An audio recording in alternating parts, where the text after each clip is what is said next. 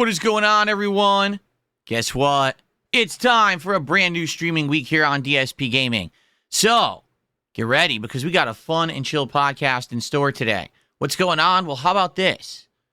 We actually have information regarding The Elder Scrolls 6. But the thing is, the information isn't directly from Bethesda. It's not good.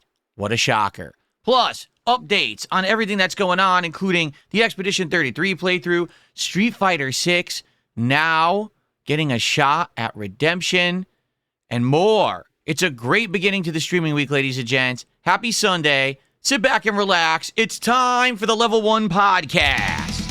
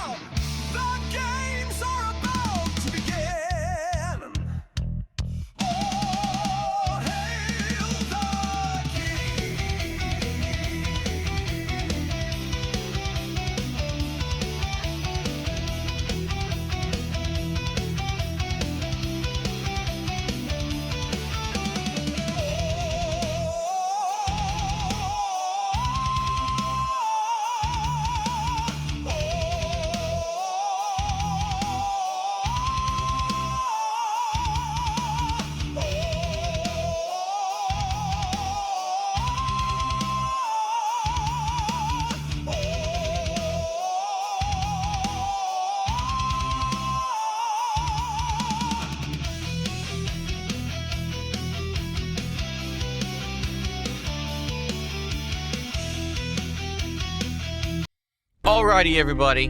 Good morning and welcome to the show. It is Sunday, the 18th of January, 2026. I'm DSP. This is the Level 1 podcast, and it's time to start another streaming week here on DSPGaming. How y'all doing? I hope that you all had a great Saturday away from my streams and content. I hope that you're all chill and ready to relax and have a good time here with me on the show. We've got a few interesting topics to talk about, notably big updates regarding Expedition 33, which is now officially in its end game and likely will wrap up this week. But in addition to that, Street Fighter 6, which I think no one saw coming, now having two incredibly successful streams and getting a chance for redemption in my schedule. We'll talk about how I'm going to be playing Street Fighter 6 more this week to see if we can get back on track with that game. Interesting. But also, as I've already said, a big story developed over the course of Friday. Of course, I was streaming during the day, so I wasn't able to follow this one, and I wasn't here yesterday, but I want to get you caught up on the situation regarding Elder Scrolls 6, because we have a game dev / lore master who worked for Bethesda for over a decade, in charge of lore of some of the biggest franchises that they've ever put out, and he left the company and spilled the beans. I'm baffled that the guy who was in charge of basically all of the story for a story-based game company wasn't like under an NDA or something when he left. Like, it's just shocking that he immediately came out and started talking all of this stuff, and you're like, whoa, like, we didn't know any of this. That's pretty crazy that he's like telling us everything that we kind of suspected. So, this will be an interesting show to say the least. Of course, we will have some chill vibes, Q&A, and interactivity, and good times. 6-day streaming week for me this week. I'll be here through Friday yet again. Although, at the end of the month, I will not be here a full week. I actually have a double day off scheduled for the end of January, which is good. It'll give me some time to spend with my wife and to get caught up on, certain things like appointments and stuff. But when I come back in February, we have some things to discuss. In fact, one of the things that we need to discuss right now is an impending marathon. Look, it's January 18th. The last marathon was December 23rd. We're almost a month since my Christmas event, and we haven't even really discussed a marathon at all. The question is, do you guys want one?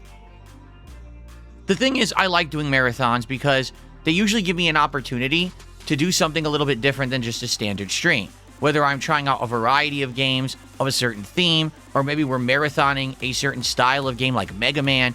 it gives me an opportunity to do stuff that doesn't fit into the normal schedule. And because of that, I have a great time usually with the marathons with a variety of content. The thing is, we haven't really spoken about a marathon at all since Christmas.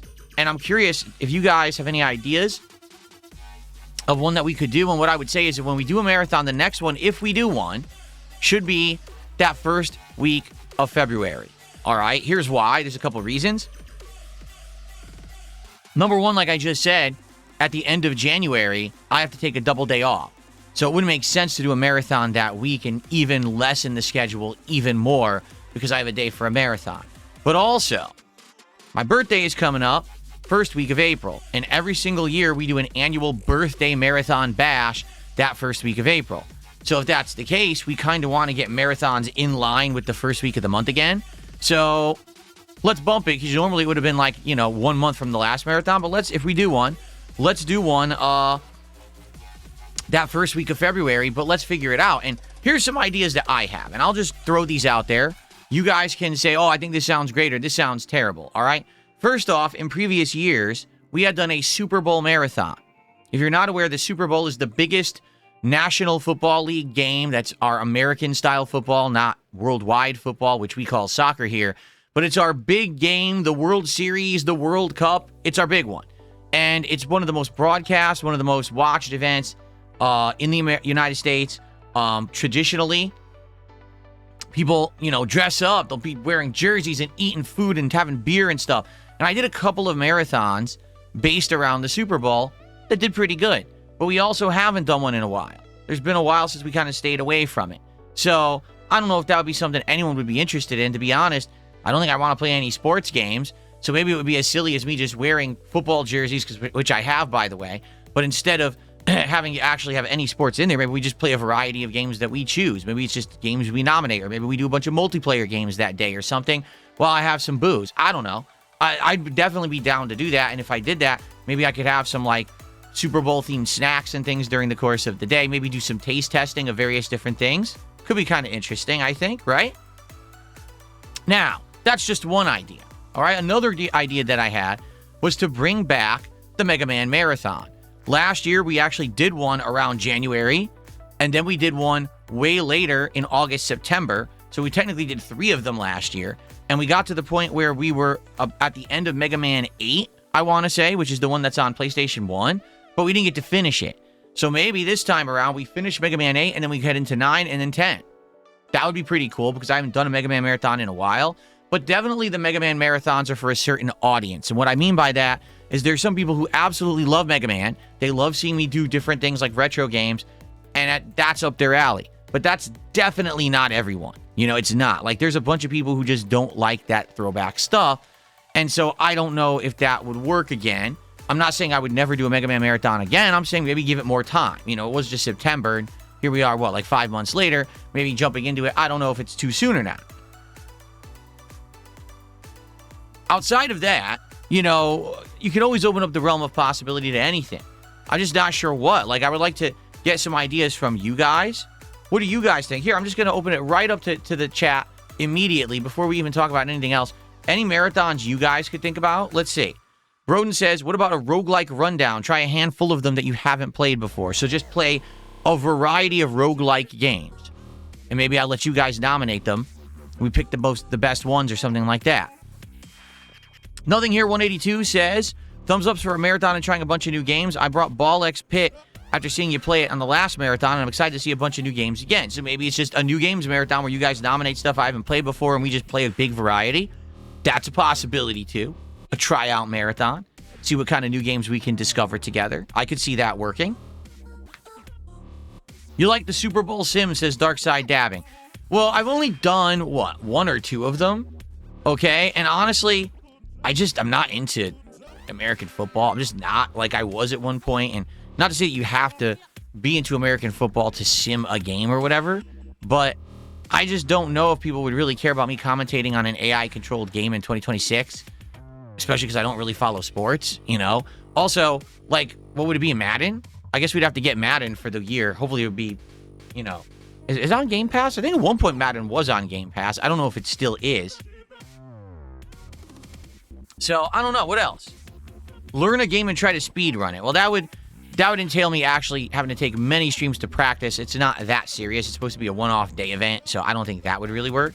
What about a Castlevania marathon? Well, interestingly enough, I actually, a few years ago, I want to say it was like 2022 it might have been. I'm not sure exactly the date. I actually did a marathon during the summertime. Not really a marathon, but what it was a series of streams and playthroughs where I played Castlevania 1, 2, 3, and 4 because I bought this collection that had them. And that was great. Like, that was a good series of streams that I really enjoyed, but I don't see myself going back and playing them again only a few years later. Like, if you guys had suggestions of Castlevania games to play, or maybe it would be like Symphony of the Night or something like that, because that's one I've never played for you guys. In fact, I've never beaten it. I only got through the first half of the game for myself when I played it, and then I quit and never beat it. Maybe that could be something, right? Have I played Sea of Thieves before? I have, on release. When Sea of Thieves was a brand new game, I actually played it and hated it. I played it for one day with co-op partners, and we literally did every piece of content in the game. We did the treasure hunts, we did the pirate raid fights, we did a sea battle, like we did everything. We're like, well, there's nothing left. Within 3-4 hours, we had seen every piece of content that was in the game at launch, so I never went back. Now, I'm well aware that Sea of Thieves has changed dramatically over the years with insane amounts of content added, just never was really interested to go back to it. Okay.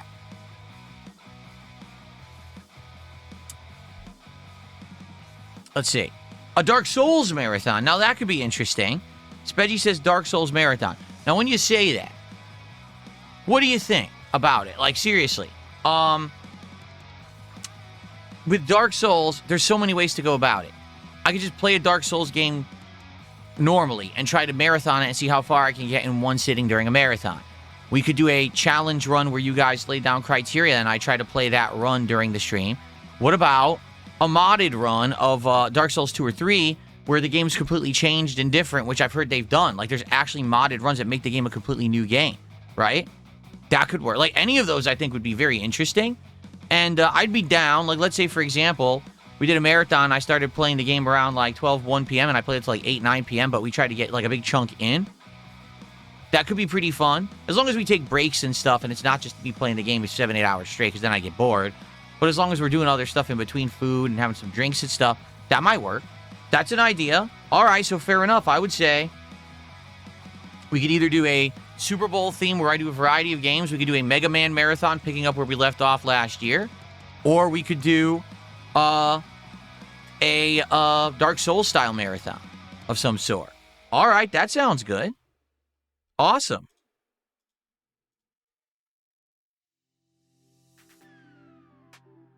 I think we need to talk more about it over the week. How about this? How about this week, every morning we discuss it, we get more ideas, and maybe by the end of the week we lock it in and decide exactly what we're going to do. And then we lock in the date and everything for around early February. I'm okay with that. That sounds like a plan. Because I think, January was a good month because I updated all my equipment, right? Still, endlessly. I have little tweaks and updates. As you can see, things have been appearing, in the set over the past couple of weeks that I don't really talk about, but there are improvements and changes that have still been happening. But finally, I think by the end of the month, I'll be settled down, and then it'll be fun to do a marathon again, I think. So that could be cool. Cool? All right. Let's keep talking about it, all right? And let's try to brainstorm and figure stuff out. Yeah. Cool. All right. By the way, who's here today? Let's give some shout-outs. Hello, everyone. We got Broden, Bookworm, CSJ, Grandmaster Scrub, what? Can't even read that one. Ellipsian, Autis, Moid, Beba. Who else do we got? ZXT, Michael, Chris is here. Good morning. I can't read that name. It's a mess, a jumble of letters. Abdullah's here. What's going on, everyone? The Villain, how you doing? What's up? And then on the other side, shout out to Variety Lover, Spoons O, Chinese Food MSG, an Unemployed Lurker, Hell No Ways, Darkside Dabbin, Eddie Chill. Who else do we got? Onament. Cool. And many more. Just a lot of these names are new, fresh socks. Oh, yes. It's really worth it learning those names, isn't it?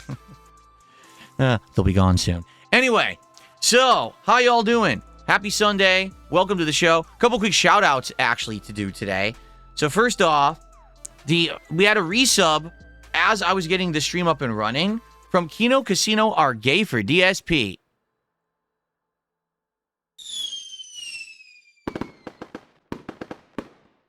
Anyway, sure, let's get that on the leaderboard, but I'm not going to put that full name. Here we go. Thanks for the sub. Sure.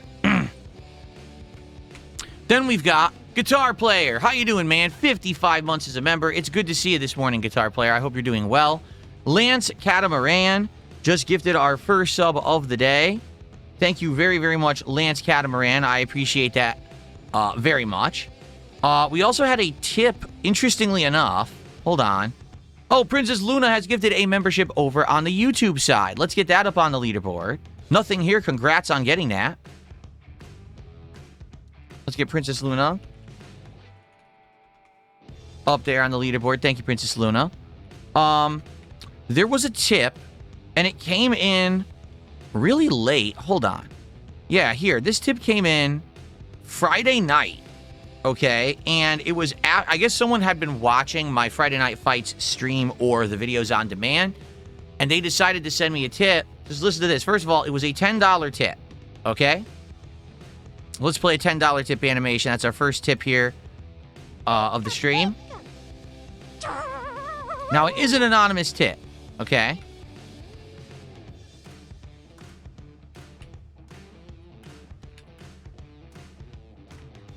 Cool. So, this person says, no name attached to this tip. Here's what it says. Get Season 3 and learn Sagat. I'll gift you the season on Steam. Now, to be clear here, because I've been talking about this during the last 2 Street Fighter 6 streams, so allow me to take a moment to address this request, okay? I have nothing, or let me put it this way, I have no problems learning a new character. And in fact, if it were going to be one of these characters that have come out, like for example, since I played Street Fighter 6 consistently in 2025, there's been Elena returning from Street Fighter 3. There's been Sagat returning from obviously original Street Fighter 2, and well, actually technically Street Fighter 1, and C Viper now returning from Street Fighter 4. I've only played against Elena like twice, and I played against C Viper like once, and I don't know what the characters are capable of.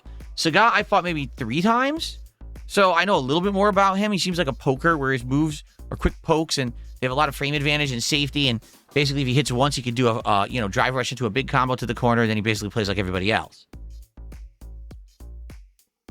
I think the more interesting thing about Sagat is that a lot of people tend to throw a ton of fireballs with him, which a lot of characters, you don't do that because everyone can parry in this game, but it seems like it's viable with him because his fireballs are quite fast. Anyway, by the way, thank you, Lance Catamaran, for gifting a second sub this morning. Now you are on the leaderboard. Thank you so very much, Lance. So here's the deal. In a fighting game, any fighting game, if you're going to learn a brand new character or a newly released character, there's a right and a wrong way to go about it. The wrong way would be to literally just grab the character, go online, and get bodied because you have no idea what the hell you're doing. You don't even know what their special moves are or anything like that. That's what you had to do back in the day before there were home console versions of fighting games. You had to go to the arcade and pump your quarter in and play with the character until you learned them, and it was frustrating. You know, you just want to sit there and practice special moves and practice combos, and you can't do that because you either got to play a human who wants to kick your butt and stay on the cabinet, or you got to play the AI, which just won't stand there and let you beat him up. There was no training mode, okay? Obviously, today, every single fighting game has a training mode. They now have combo tutorials and the like.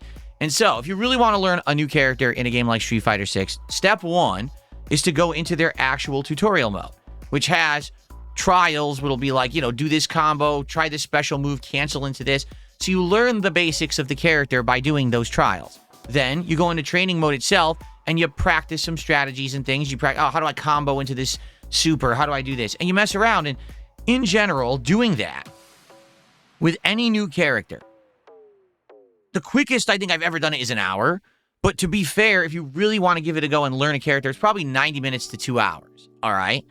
So the thing is, I've definitely done this before. I've had efforts on a stream to learn a new character. And I kid you not, it has happened every single time when I have this character in the trials of the training mode and I'm learning them, everyone complains. Absolutely everyone says, this is boring. Why are you doing this? Take the character online. To which I respond, because I'm not stupid. What a dumb request. All I'll do is lose, because I won't understand what I'm doing.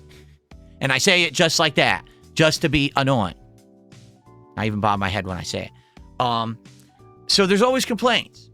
Then when I eventually take that character online and I'm starting to use the strategies and things that I just learned in the trials and the training mode, then people get more excited. So here's the thing. If I don't do that, it's going to be a horrible stream. There's just no point in trying the character without knowing what you're doing first, right? Now you might say, well, why don't you do it offline? Okay? Well, there's two reasons for that. Reason number one is because there are people who follow that 90 minutes to 2 hours to see me learn the character, and they watch it and they learn for themselves the basics of that character. And then they say, oh, maybe I'll like to try that character or not. That's been a part of the content ever since I started playing fighting games, is seeing me mess around in the lab with a character allows you to see if that's a character you're interested in. So it kind of skips that part of the process if I do it offline. In addition, I don't want to be offline for 2 hours at some random point playing with a character and not making content on it. So it's all or nothing. It's either you have to get the entirety of me trying the new character, which is the big 90 minutes to 2 hours of practice, or you don't.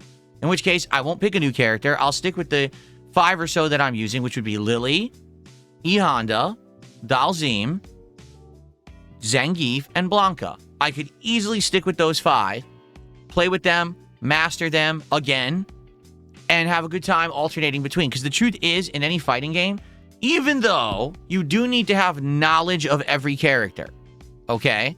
You do. You need to have general knowledge of what each character can do, what their moves are, their combos, so you know how to avoid stuff. At the same time, you don't have to play every character. I would argue that for most competitive fighting games, the most you probably want to have is a rotation of 5 characters. After that, you're spreading yourself too thin. Your knowledge isn't going to apply enough to the specific characters you're trying to play competitively because you're just not spending enough time practicing the character. You're not going to get the muscle memory you need, the timing. You need to practice those characters over and over to get better with them. So that could be a pitfall that someone falls into. You like a game so much, a fighting game. Oh, I want to learn like the whole cast. Yeah, but then you're never going to really perfect any of the cast if you do that. I mean, even for me, the fighting game that I'm ultimately the best at is Super Street Fighter 2 Turbo. Okay, everyone knows that. That's the one that I placed in tournaments and stuff. Do I know how to play with every character in that game? Yes, I do. Is it at a master level where I could win a tournament? Absolutely not. In fact, to this day, I would argue probably only DJ, Vega, and probably Balrog are the 3 characters in that game that I could play at a competitive level. I'm not good enough with any other character to really use them in a tournament.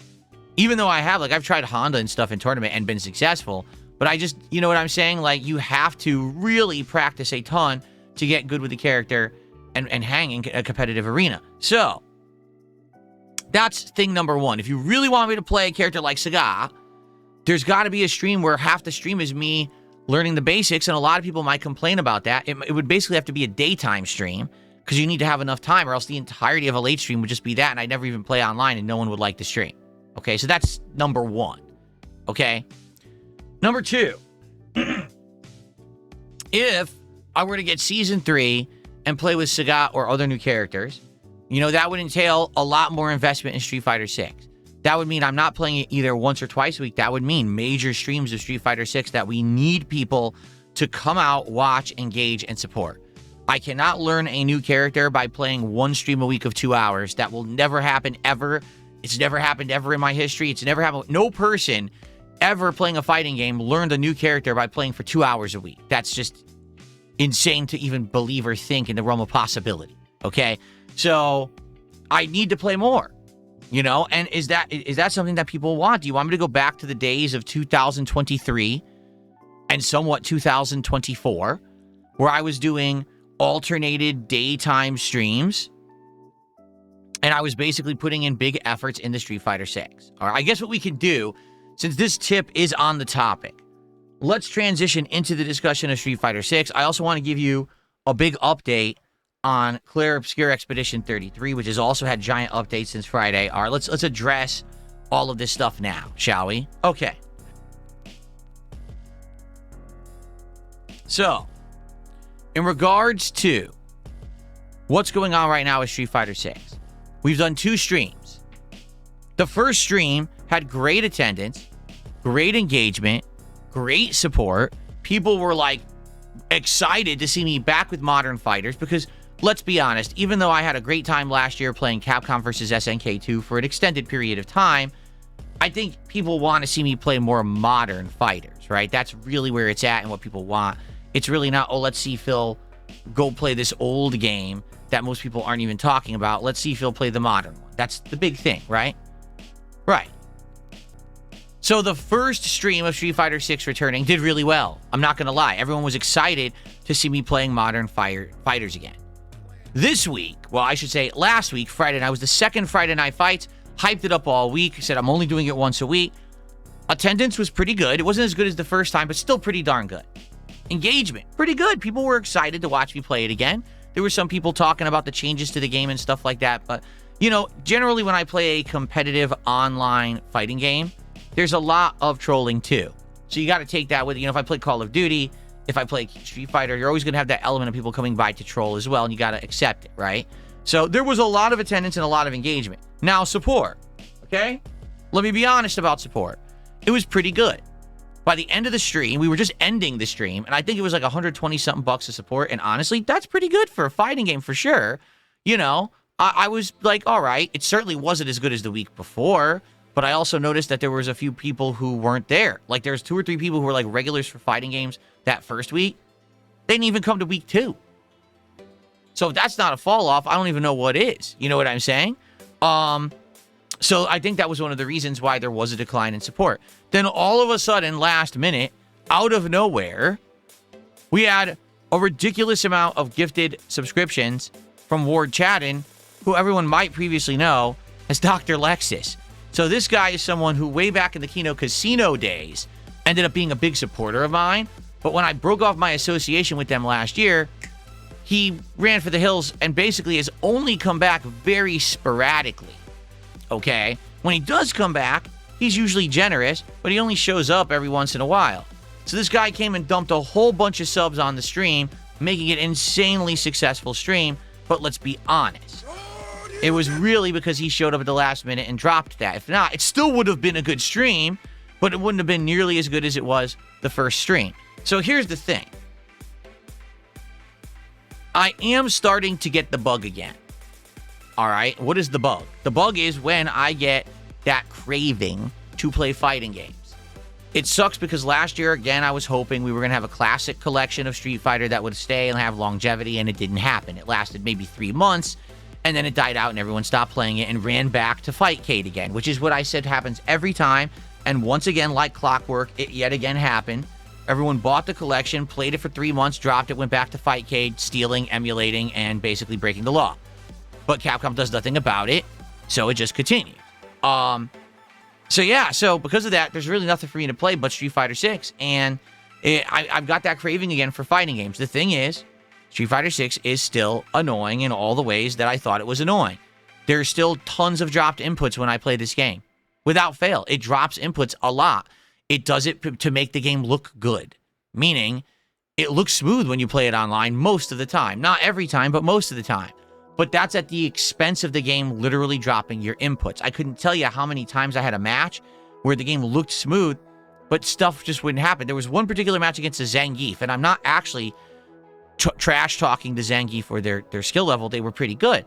But they would do what's called a meaty headbutt. It's forward and fierce punch like this. Zangief is a headbutt. And you do it when someone's getting up off the ground. Now, there's all these options. You can block it. You can parry it. You can do a move through it like a super. There's like 3-4 options of things you can do to it. He would do it every time, and every time it would hit me. It didn't matter if I tried to block it, if I tried to parry it, if I tried to do a super through it, it would hit me anyway. Every single time, the game would drop my input because that connection I had with that guy just wasn't good, so it wouldn't let me react quickly to the headbutt. But the game looks good, but it plays like crap online. It just does. It doesn't matter what the competitive FGC says, it does. They're fucking full of shit because they want people to keep watching and playing this game so they have streams with viewers and they make money playing in tournaments. the game has issues playing online. It does. Maybe offline, it's fine. Online, it's got a lot of issues. All right. And I'm one of the few people who call it out for that because I don't have any stake in this game. If people were honest about Street Fighter 6 and a lot less people played it, well, it wouldn't hurt me at all, but it would hurt them. So that's why they'll never admit it. Okay.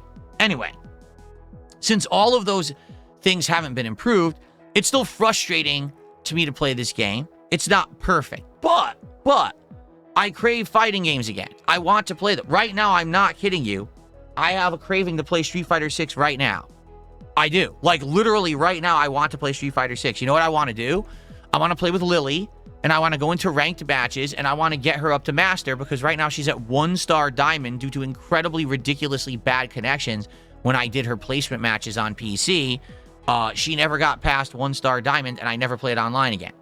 So that's literally what I want to do right now. I'm actually craving playing with Lily this very moment to get her to Master. I'm not going to do that. You know, we got an Arc Raider stream coming up. But I mean, I have that craving. It's bothering me. Like right now, like, fuck, I want to play Street Fighter 6. I do. So that's what I mean. Like, this happens from time to time. I get that bug. Now, the thing is, it very well could be I start playing Street Fighter 6 regularly again, and then I lose that bug because I'm tired of it and I'm frustrated. That's basically what happened in early 2025. I just don't want to play this anymore. I'm not having fun with it. The game is busted beyond belief and unbalanced, which it still is for the record. So, to get back to the subject at hand, right? In regards to someone wants to buy me Season 3 of Street Fighter 6, and they want to see me play with Sagat. First off, I would absolutely accept if you wanted to donate the season of Street Fighter 6, but this person's like, oh, I want to send it to you on Steam and everything. Don't do that. Just send a contribution and say it's for the season, and I'll buy it. Much easier to do it than have to have someone on the friends list, and they have to gift it, then there's codes I have to click to get it to go into fucking Steam. It's a pain in the ass. Just say, hey, here's a tip. This is to buy the season, and then I'll fucking buy it. Okay? I don't even know how much it is. How much is that season of Street Fighter 6? I don't know, because I haven't looked at it in so long. Here, Street Fighter 6. Where would it list the DLC shit? I have no idea where it would list that, actually.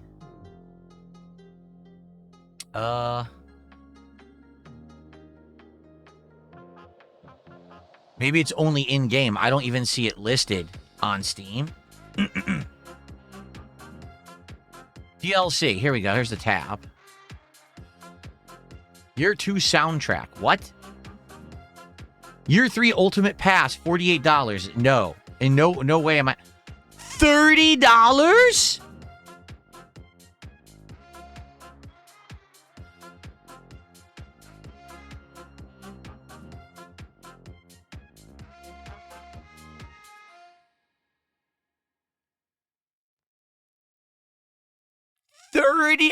I'm speechless.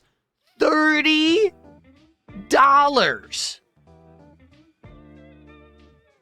I would...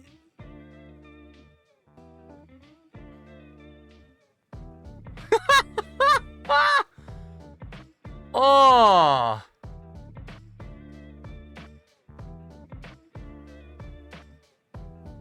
$30 to basically just play Sagat, because I don't know. I mean, maybe I would try Sea Viper. I'm not interested in Elena at all. I never was. I didn't like her in Third Strike either. And I don't give two diddly dicks about Ingrid. Fuck that character.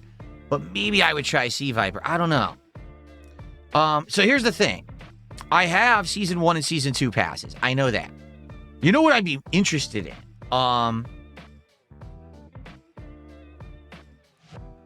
Yeah, I'm trying to see here. What I would be interested in, is there a cumulative pass? Because I'm looking at all of them, okay? Is there a cumulative pass that gives you all of the outfits, all of the colors, and all of the stages? I like the music soundtrack mix that I have right now, so I want to keep that. I like that mix.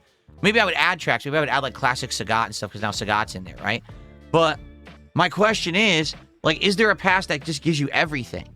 Like, even if it was, I'm serious now, even if it was like $100, right? But if you paid $100 and you got every piece of content in the game, then that would be worth it. You know what I'm saying? That's what I'm thinking. Like, that's what I would want to do. But I don't even know if that's available. Right? Right now, my problem is I boot up the game, And I'm like, oh, let's play with Lily. I like one outfit for Lily in 2 colors. Like, what the fuck is this? Doesn't she have like 5 outfits by now? The game's been out for like 3 years. You would think by now there's all this different stuff, right? I don't have half this, like the stages are all locked. I'm like, oh, I can't even play on these stages. So that's what I would want to do, is basically get everything in one go, but I don't even know how to do that. Like, look, there's a year 3 ultimate pass, 4 additional characters, 4 additional colors, outfit 1, 3 to 10 colors, 4 additional characters, costumes, outfit 2, 4 additional characters, costumes, outfit 3, 1 additional stage, and bonus drive tickets.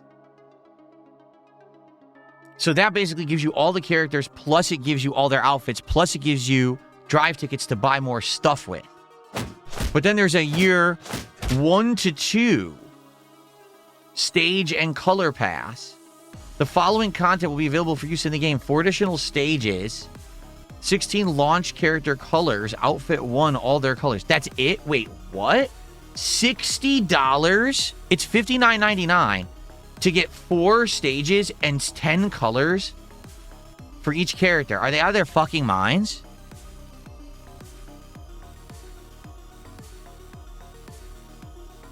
I am so confused. So anyway, here's the thing. If you guys are serious about seeing me play Street Fighter 6 a lot more, all right, I'd be willing to give it a chance. I'm not confirming 100% that I would keep doing it if people don't show up and engage and support with that content. But I'd be willing to go back to it for a bit, to mess around with the characters I know, maybe to try a new character like Sagat. All right, if this person wants to donate I guess it's the season 3 pass, all right, it looked like it was $30 just to get the characters, and it was like $47.99 to get the characters and the stage and all of their outfits as well. I don't know what you want to donate. That's up to you. But I personally want to try to get more for the characters I like. Like, I would like to get outfits for Zangief and Blanca and Honda and Dalzim. I just don't even know what's in there. You know what? I'm out of the loop. So maybe next time we play Street Fighter 6, we sit down and we look at what's listed and go from there. Okay? I'd be okay with that. And thank you for the $10. And thanks for the suggestion. I'm open to trying new stuff if that's what people want. Now, for the record, what we're doing right now this week, currently, we're playing 2 streams of Street Fighter 6. One stream I'm going to be doing on Tuesday night. And my idea is to play with Lily and take her into ranked and try to get through the diamond grinding to get her up to master. There's no way we're getting to master in a 2-hour stream, but maybe we could get good progress, okay? And then Friday night, we'll do Friday Night Fights, and I'll probably do more variety. Maybe I'll pick the other characters again and kind of alternate between. But I'm not committing this week to doing a daytime stream of Street Fighter 6 because this week we're already doing something special. This coming Wednesday, we're going to be doing DSP Builds It, Super Mario World Lego. Do you know what I'm talking about? I'll show you.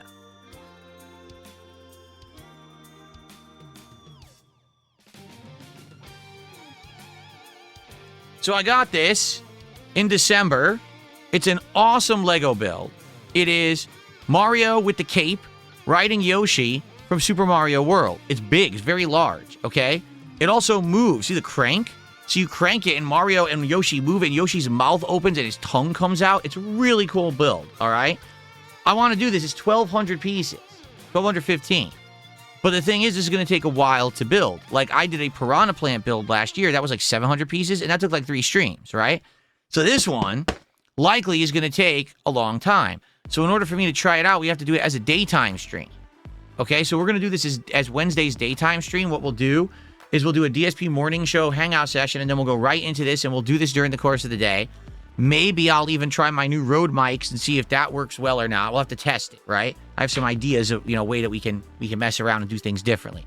So this is already a special stream that we're starting this week. If it does well, we'll continue with the Lego build, and then eventually this will become part of my background set for a future month, okay?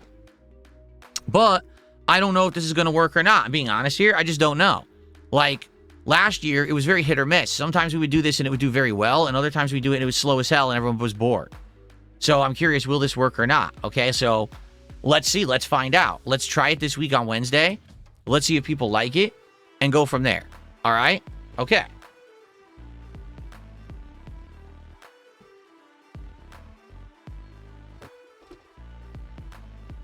So you see, we already have a special stream taking away from our standard gameplay. I don't want to commit a daytime stream to Street Fighter 6, 2 night streams to Street Fighter 6. That's going to be Street Fighter overload. I think right now, 2 night streams to Street Fighter 6 is the way to go to keep it balanced. All right. And to see how it goes. Let me put it this way. How about this? First of all, if this person is interested in donating the season pass, yes, I'd accept it. Okay. Let's do 2 streams of Street Fighter 6 this week. One on, what did I say, Tuesday night? One on Tuesday night, one on Friday night. If both streams do well, if we get good attendance, engagement, and support on both streams, then I will officially consider having Street Fighter 6 again as a major part of the rotation, bringing it back to daytime streams, practicing with new characters like Sagat, the whole 9 yards. I'll even invest money in it. How about that? I'll throw some money in it. I'll try to buy skins, colors. We'll have fun. We'll have a good time with Street Fighter 6 again. We'll bring it back as part of the regular rotation because I think that would be something fresh, something I haven't done in a long time. All right? But guys, this is only the basically 3rd time I'm going to be playing the game in a year. If all of a sudden we get a huge dip in attendance and support, then I'm not going to keep doing it. Okay? Because that's what it is like, I'm afraid to commit because I've been there and done that. I've played this game a ton in the past, all right? I've invested a lot of time, money, effort, streaming, everything into it. And did it pan out? It did at first.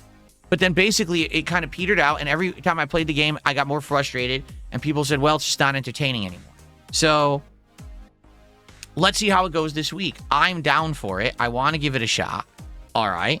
So let's go. Let's see how it goes Tuesday night, Friday night. If you want Street Fighter 6, if you want more of it, if you want me to try new characters and you want more content, support those 2 streams. Let's go. Let's get people showing up for Street Fighter 6 again, and then we'll go from there, okay?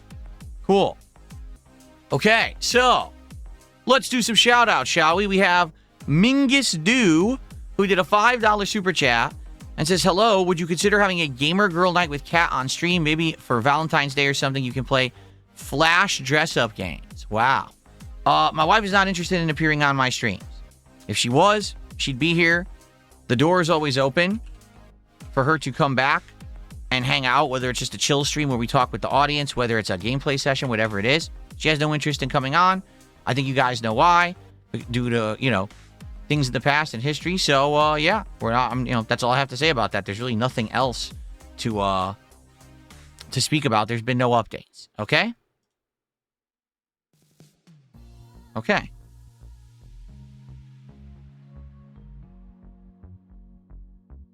So, someone tipped me $2, okay? And here's what they said. Hold on.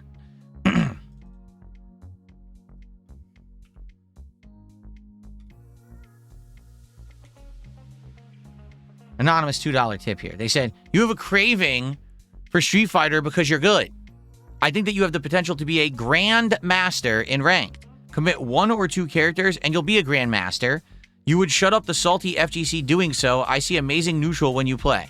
Okay, first off, I will never reach Grand Master unless I play the game a lot more. I can't reach Grand Master even with 1 character if I play it 2 hours a week.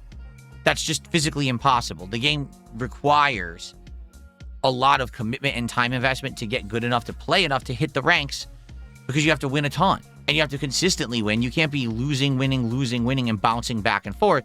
You have to be just winning in streaks. You understand? So, number 1, playing once a week, never would I get to Grandmaster.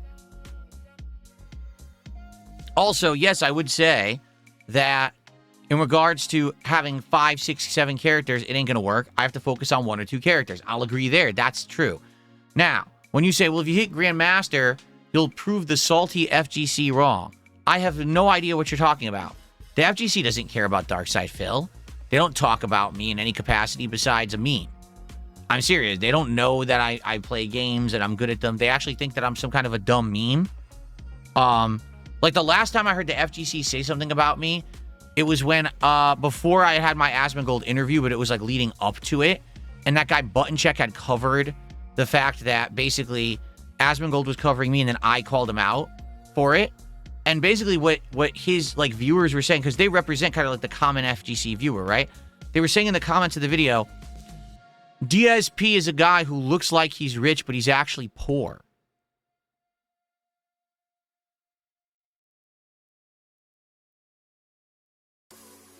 You can tell they don't watch any of my content whatsoever. They don't understand that I'm incredibly successful, that I hit, well, when I had goals, I was hitting my goals more often than not, that I was massively improving my setup. I had a great year of success in everything that I basically did. Like, it didn't even make any sense. Like, how I look rich, but I'm poor, but I'm not poor. I do very well for myself on stream. In fact, I make more than most of the FGC. I'm just going to put that out there. I make more than most of the FGC. Maybe some of the upper echelon players of the FGC who are winning $1 million tournaments or whatever, they're making more than me. I make more than almost every single player in the FGC. Even the full-time creators, I make more than most of them. Okay, not all of them. You know, there's exceptions to the rule. But I don't even know what the hell, like, it doesn't even make sense what they're talking about. That's the FGC's mentality about me. They think I'm some kind of a bum. I'm a poor guy, a brokey who's just sitting here with a cup, rattling it and begging all day. And that's it. They don't know about if I play games, if I'm good at games. They don't follow that. They only hear the memes, right? So it doesn't matter if I hit Grandmaster in Street Fighter 6. The FGC would not know, nor would they care. Or, just like they always would do, they would move the goalpost. They would say, oh, well, that's because the game's easy or whatever. Even if I hit Grandmaster with Lily, one of the worst characters in the game, they'd be like, oh, that's because online play doesn't matter. That's because he uses a cheap strategy. That's because, you know, there's always an excuse why anything that DSP does isn't legit. While if anyone else did it, it would be completely legit. That's just how they did. You know what I'm saying? You know, meanwhile, my monitor here to my right is probably more expensive than the entire setup that most people in the FGC use to broadcast. You understand? One component is more valuable than everything that they use, but I'm somehow broke. Makes a lot of sense, right?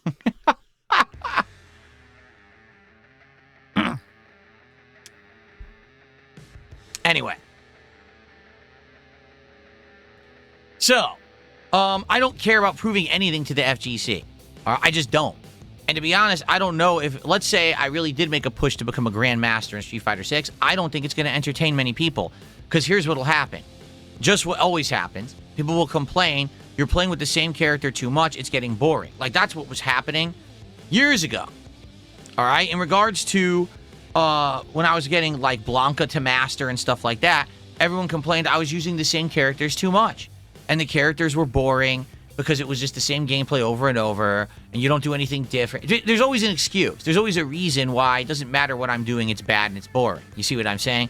I'm not saying that I couldn't get to a competitive level in Street Fighter 6. I'm just saying I don't think it would entertain the audience that much, in which case, what's the point? I'm streaming to entertain an audience. You understand? I'm not a competitive FGC player. I'm not playing Street Fighter to get good and go to a tournament and place and then get signed by a team, and now my lifestyle becomes flying around the world playing in tournaments. I don't give two shits about that. I mean, I got past that phase of my life 15 plus years ago. I grew out of it. You know what I mean? Like, I just don't care about that stuff anymore. It doesn't mean anything, nor would that be an improvement to my life. It would actually be worse. I would actually be making my life worse doing that, because my lifestyle now is better than when I used to live that grind. Do you see what I'm saying? So for me, I would like to play characters and just have fun, get better at the game, make some variety style content of Street Fighter 6. But yeah, I would eventually like to maybe lock in with a few characters and do well. But again, it all depends. Will people show up, engage, and support? We'll find out Tuesday night when I play Street Fighter 6 again.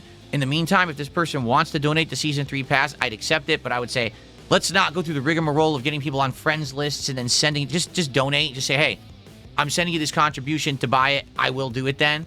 All right, and we'll do it that way. And like I said, if people do keep showing up for Street Fighter 6 and supporting it, I would be okay with investing more into it, buying the outfits, buying the colors, buying the stages, because I want to. But I'm not going to do it if I'm going to play it 2 more times and then drop it because no one shows up. Okay? Now, in regards to Expedition 33, the big update is really quick and simple. I got to the end. We are now fighting Simon, the final super boss of Expedition 33. I've already gotten some great advice on some tweaks and things that I can do to make the fight easier or improve the fight for me, and I want to try them. There will be another stream of Expedition 33 this week on Tuesday's daytime stream. So in a lot of ways, Tuesday's an interesting day. We got Expedition 33 Endgame, and we got Street Fighter 6, like a night test stream. Let's see how it goes. Everything, okay? let's go. Let's see how it all goes, and hopefully we'll have a good time. Okay? Okay. Cool. Sound good? All right. Simon Endgame. Maybe we beat the game this coming Tuesday. We'll see.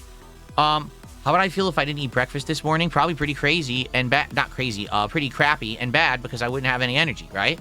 Breakfast is very important. You put that initial protein in your body to burn after having fasted overnight. And if you don't eat breakfast, you basically kind of like, you stall out afterwards. Like after you wake up, you'll basically run out of energy and feel like crap.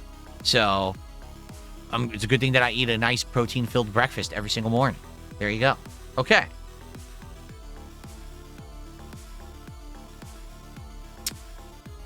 Alrighty, everybody. So, we've talked about Street Fighter 6 for a very long time. We've now updated Expedition 33 very briefly. Today is going to be more Arc Raiders. And here's the thing, too. This is the truth about this. I'm curious what's going on with Arc Raiders. Why do I say that? Well, because I was playing Arc Raiders about twice a week for about a month. People enjoyed the progress, and I'm getting better at the game. I've got better loadouts. I'm understanding the maps better. I'm doing better with my raids. I'm getting loot, upgrading, getting better equipment, right? So it's all working. It's all getting slow improvements, but improvements nonetheless. People said they wanted more. So I said, oh, I'll give you more. Let's go. Let's have a week where we do more Arc Raiders. And immediately when I did Arc Raiders quickly, I did it on Sunday and then Tuesday. Tuesday stream basically did horribly. You know, attendance was lower. Engagement was lower. Support was awful. Or I'm just going to be honest. It was the least supported stream that I've had this year so far. It actually did less support than Expedition 33. It did less support than you know what I'm saying? Like streams you would expect to have low support. This had the worst. Okay? So we are doing Arc Raiders on this stream. If it does well, then I'll have reinvigoration and a renewed feeling of confidence that the game is doing good and we should keep playing it, you know, and keep, you know, trying to get better at it. But if we have another slow stream of Expedition 33 today and people leave and don't engage and don't support, then I'm probably going to reduce it down to once a week and then maybe drop it. It's kind of what's happening with Arc Raiders is very similar to what happened with Helldivers 2. That's the name of the game. Helldivers 2, where there's an interesting gameplay loop, right? And so to see me learn the ins and outs of the game, see the different aspects of the game, start to get better at the game, get the better loadouts and things, that's what's entertaining. But at one point, you're going to hit the wall and it's going to become repetitive and then people are going to be like, well, we don't really care anymore. I hope we haven't hit that yet, because I feel like there's a lot more to do. There's still big challenges. Like I haven't taken out a Leaper or a Bastion or a Bombardier yet.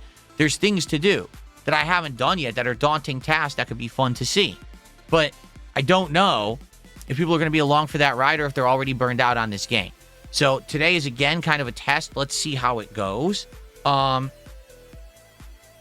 If you want to see more Arc Raiders, stick around after the podcast today.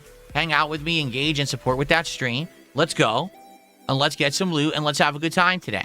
If today ends up being another slow stream, and that's 2 in a row of Arc Raiders, then I'm probably not going to play it as much, and eventually might phase it out. Not saying that I'm doing that right now. I'm just saying it's just cause and effect, okay? So let's see. Let's go. Let's see what happens today with Arc Raiders. Tonight, it's more RimWorld, and we're starting off with another group of survivors because, yes, last time, folks, I completely and miserably failed. It was just basically utter disaster, bloody murder. Everyone died in horrible ways. It was really messed up, and I basically couldn't believe what I was seeing. It was like a you know, like the Faces of Death horror montage or something. It was terrible. So we are starting over with a new group today, and we'll see what happens and go from there. All right. So let's see tonight with RimWorld if I can recover with a new group. Start fresh. By the way, the RimWorld streams do great. People come by and hang out and have a great time helping me with the game. And I'm starting to get into the loop where now I can start to remember things for myself, although it's tough because I'm only playing it like twice a week, so I do forget stuff a lot. But tonight should be fresh with a new group. It should be interesting. And by the way, a new biome, too. We landed in a totally different biome. So we're going to see how it goes. This biome seems to have a scarcity in a few ways, and it might make it even tougher than the first couple of runs. Very good. So I'm excited for today's streams. I certainly hope that you will stick around for them. This week we got great variety with the DSP Morning Show. That's right. Now these days, when I'm not doing a formal podcast, but we're just hanging out and talking before a stream, I'm now calling it the DSP Morning Show. So it will be recorded and uploaded. I hope you'll check those out. We're going to have the end game of Pokemon and probably the conclusion tomorrow. We're going to have more Quarantine Zone, which has been doing really good and been very entertaining. The end game and probably finale of Clair Obscur, more Street Fighter 6, the DSP Builds It Lego stream, and more. All right, so it's going to be a very exciting week. I hope that you guys will be around for all of the content. Good stuff. This is a funky song. Oh, let's see here. So, I just got a $1.73 tip. Listen to this. This is someone who's absolutely ridiculous. I understand your concerns with your audience, but what would entertain everyone would be a massive comeback to fighting games, bringing back the Beast, the top-ranked U.S. player from Super Turbo, the sequel to Cinderella Man, beating the odds, holding the Grand Master, something LTG could never do. Again, I'm telling you, no one cares. I'm just being honest here. Like, the people who really were heavily into my Street Fighter climb years ago in Street Fighter 6 when it first came out in 2023, most of them are gone. You know, they saw that I stopped playing the game so much and they stopped caring so much. So, because of that, I just don't think it's going to be that big of a deal. Like, I will enjoy it. There will be part of the audience that will enjoy it, but it's not as if this was a true Cinderella story of someone coming from rags to riches, from the bottom to the top, and everyone's along for the ride. There's this, I'm not even an underdog. You know what I'm saying? Like, I have experience in Street Fighter. It's not like this is a nobody coming out of nowhere. It's someone who at one point was good, you know. So it's not that big of a deal in my opinion. Okay. I got a $2 tip. This person says, what are your thoughts on Street Fighters Online compared to other fighting game online connections? And what do you think of players using cheap characters and thinking they're good because they have a high rank online, only to go to EVO and get thrashed? That happened last year. I mean, yeah, it's representative of every fighting game online, okay? What happens online is not what's really offline in competitive play, period. Okay? Just being honest here. For example, not talking about Street Fighter 6, but I'll give you a game that I know a lot about, okay? Super Street Fighter 2 Turbo. In Super Turbo, Blanca is rated one of the worst characters in the game, if not the actual worst, all right? He has little to nothing he can do against zoners who throw fireballs, okay? He can be interrupted from any attempt at a good hit string, okay, by anyone who has a good reversal. And he has just too many weaknesses. Hitbox is too wide, so he gets hit a lot more often than other people, stuff like that. So offline, he's terrible. He's literally one of the worst ever in a fighting game. It sucks because I like the design of the character. I think he's cool, but he's just not good. Online, Blanca is probably top 3. You might say, wait, what? What's the difference? Because online, Blanca can lock you down with strategies because you can't time anything properly to stop his attempts to do spamming attacks. For example, if Blanca ever jumps on you online and lands above you, he can do a hit string that's uninterruptible because the game will not give you the proper reversal timing to break through it, and then he goes right into a throw combo, which then leads to a loop. There's certain characters that literally, if they get thrown once by Blanca, cannot win. Bison, Honda, there's a few. If he throws you once, it's a loop. You can't get out of it. All right? So online, Blanca's godlike because the lag doesn't allow anyone to counter what you do. Offline, Blanca is utter dog shit because everyone can easily blow through what you do because it doesn't drop inputs to delay them. Okay? So that's just a perfect example of offline and online and how they don't equate. With Street Fighter 6, man, online play is different. Like, there's just certain strategies of things people try online. For example, offline, you could drive impact instantly. There's no delay. Online, there always will be delay with drive impact. But, so people are using strategies online with drive impact setups and traps that don't work. And they get away with them because you swear you countered, but the game didn't give you your input fast enough. So that's just, again, one example. So yeah, that's what always happens in fighting games. And by the way, this has been since the dawn of online fighting games. People think they're hot shit because they're like a top rank online. Then they go to a tournament, they get bodied immediately. Some of them don't even get past like the first 2 rounds. 0-2 out of the tournament because their strategies don't fucking work and they don't actually know how to react to anything. Because when they play online, they never react. They just constantly use this abusable strategy and get away with it and get wins. So they never learned how to counter what other people do to them because they've never experienced it before. So, yeah, I mean, it's a completely different experience playing offline and online, and people get exposed all the time at tournaments like that.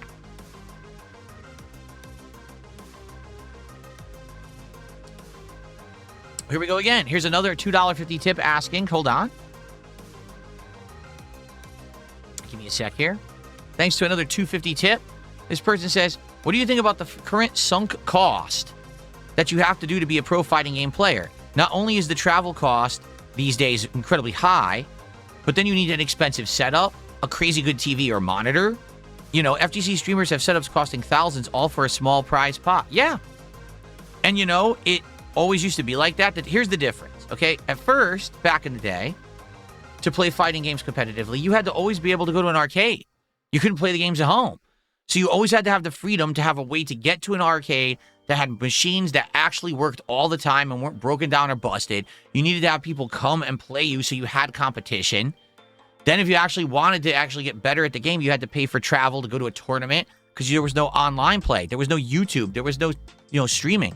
So the only way to get exposure was to travel. You had to get your butt to another state to play people from other locations, to be exposed to new strategies and tactics that you had never seen before, and to figure out how to either adopt them to your own gameplay or to counter them yourself effectively. Okay? So, yeah, it was pretty crazy different in the arcade days, okay? Then, you want to talk about like the early console days, like Xbox 360 days and stuff like that. Basically, it was a mishmash mess because everyone played differently. Everyone had a different TV. Everyone had a different setup. You had to get a joystick. There wasn't even like widespread game pads and stuff to play Street Fighter on. So people were spending $300 to $500 for custom joysticks and stuff to be able to play Street Fighter competitively. Okay? Then when you talk about the dawn of like, Street Fighter 5, now people started to get into the better, low input delay, better monitor, better controller. Now I'm going to hitbox and what do they call it? Leverless, like no joystick controllers. Everyone had to buy another one. It's crazy because you're right. If you think about it realistically, like I just said something a few minutes ago. I say I make more money than most of the FGC. That's 100% undeniably true. I do. Because if you think about if you're an FGC competitive player, what are the ways that realistically you can make money? Number one, stream. Okay? But the truth is, those who are full-time FGC streamers just don't make a lot of money. You're only going to have one audience for that. Even big guys like Justin Wong, who's been around for a very long time, I imagine it must be a struggle to always have content to put out for your audience when all you do is cover fighting games. The problem is when you're only into that one genre or whatever, and especially if you're really only covering one particular game, like let's say you're just a Street Fighter 6 streamer, right? Well, there's going to be ups and downs. There's going to be times when it's very exciting when a new character comes out or a new season pass comes out or EVO tournament season. But what about all the in-betweens? The times when it's just the grind and it's a bunch of doldrums and boring shit. How do you make content? I'm going to play online. Well, great. Everyone's seen everyone play online, so why is that special? Why am I going to come to your particular stream today? What different thing is going to happen on your stream versus this other FGC guy's stream? Right? So it's got to be rough, and I guarantee you that yes, you can make some money doing it, but outside of a very select group of people, and it's funny because I would almost bet the people who make the most money streaming fighting games aren't even the competitive players. We're talking about like Sajam, I think that's how you say his name, or Sajam, who's a creator, but he's not even like a competitive player who's like trying to win tournaments or anything. You know what I'm saying? Maximilian, well, another example, someone who blew up. He's way bigger than fighting games, honestly. Those are the successful guys who are making bank doing FGC content. The standard level player, what's the most you can expect? You're going to get a few hundred viewers. You're going to get, maybe a $50 a stream, $100 a stream if you're lucky. And you're just grinding, constantly playing the same game over and over. Again, you'll have ups and downs. Very frustrating. Now, you say you go to tournaments. The moment you go to a tournament, that's investment of cost. You got to pay for the transportation, for the hotel, for the food, for the entry fee. That's all expense. For what? For a chance that you're going to place in the tournament and maybe earn some money and make some of that back? How is that a good investment? The only people at all who are actually making out being part of the competitive FGC are the people who got signed to a team, who have financing from said team to actually do the travel, so you're not dropping it out of your own pocket, right? Who are traveling and going to so many tournaments that even if you make like top 10 in each tournament, you can make some money because you're good enough, you're winning enough. There's a prize pool that can, actually finance you. But in reality, it's a fallacy. Most people who are going to try to become a competitive FGC player are going to sink way more time and money into it then they're ever going to get back out of it. Seriously. You're talking, I would suspect in the FGC, okay, there's probably 100 people across the entire FGC who make a comfortable life doing it. I just want you to think about what I just said. How many people in the FGC play in tournaments, play online, make content? I would say 100. That's it. 100 people actually make a living in the FGC playing fighting games. Everyone else is just grinding and spending money and losing. It's a losing battle. It's just a hobby. They might act like it's not, but it's a hobby. It's something that they dump all their time and money into and they get nothing back. Okay? But yeah, anytime that you see one of these guys in a jersey or whatever and they signed with a team, they're the ones who are all right, but there's not that many of them. Okay? There's not that many people who are able to go to every tournament and play and win, and then, it's somehow a big successful story for them. It's just not. So, yeah, it is a big sunken cost. The thing is, I was around in the day when there was not even any of that. There were no teams, there was no sponsorships, there was absolutely no one paying your way. And even if you won every tournament, you didn't make enough money to even support the lifestyle. You basically had to have rich parents paying your way. It was the only way, because there was no other way to make money. Even if you won every tournament, Evo, you win Evo. Wow, here's $3,000. $3,000. I spent more than that on the trip here. That's how it was. It was for the love of the game, for the love of Street Fighter, and, to have the bragging rights to say you're the best. It had nothing to do with making money back in the day.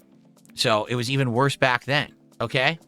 There you go.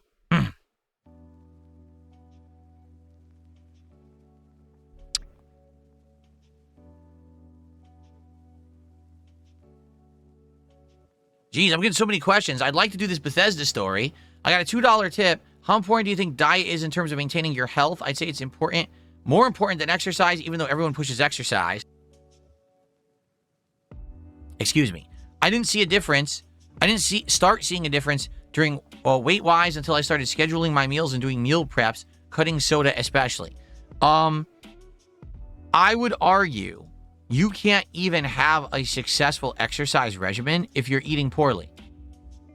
Because what's the point of exercising if you're just going to put all the wrong things in your body that will then not allow you to build up what you're trying to do? For example, you can work out as much as you want, but unless you're putting protein in your body, you're not going to replenish the muscles that you're breaking down when you work out. If you work out all the time and all you're doing is eating bags of Skittles, you're never going to get gains and you're never going to lose weight. It's just not going to happen. Outside of running, most exercises don't even burn that many calories. Okay? Being honest, like let's say you lift weights, you do sit-ups, you do squats, that barely burns any calories. It's only like the cardio stuff, like running, that really burns calories. So, unless all you do is cardio, you're probably never burning calories anyway. And if you're just eating the wrong things and putting the calories back in, it doesn't even matter. So yeah, diet, 100% is the way to get healthy first. And by the way, changing your diet, cutting out sugars, cutting out fats, etc., carbs, that's going to allow you to drop water weight. Because when you have excessive sugars, calories in your body, okay, carbs, you retain water. The moment that you cut that out, you drop a ton of weight because all the water gets expelled from your body. So that's actually one of the hardest things that happens to people who want to lose weight, is they'll cut the sugar out of their diet. They'll immediately start losing weight. Then all of a sudden they can't lose weight anymore and they don't know why and they get frustrated. It's because they lost all the water weight first. And then they were like, oh, now the hard work truly begins. So no, diet, 100%. Okay, is the way to start, in my opinion, with any lifestyle change. Cutting sugars like sodas out, okay? Doing healthier proteins, lower fat proteins, things like that, and increase the protein, reduce the carbs, reduce the sugars, better proteins, more proteins, finding things that are loaded with protein, okay? And don't fall for any of this nonsense where it's like, oh, you can eat cupcakes with protein in them. Well, you can, and you're still going to be eating the carbs and the sugar your body doesn't need, and that protein will immediately be expelled from your body because your body doesn't want that kind of protein. It wants protein that's in something that's healthy so it can absorb it properly. It doesn't want you to eat cupcakes all day. Okay, but that's the thing. Like, there's so many people trying to bank on health and trying to abuse what people don't know. It's pretty bad. All right, just being honest here. So, anyway, but no, it's diet. 100% diet first, then exercise, in my opinion. Because if you're eating horribly, even if you exercise, 2 hours a day, you're probably going to be killing yourself because you're still putting the crap in your body that's poisoning it to begin with. And it's not allowing your body to take the necessary steps to improve itself because it doesn't have the fuel it needs to do it. That's my take anyway. And you could be disagreeing. That's fine. I'm no doctor. I'm telling you from my personal experience, it was diet changes that made me capable of then going the next step.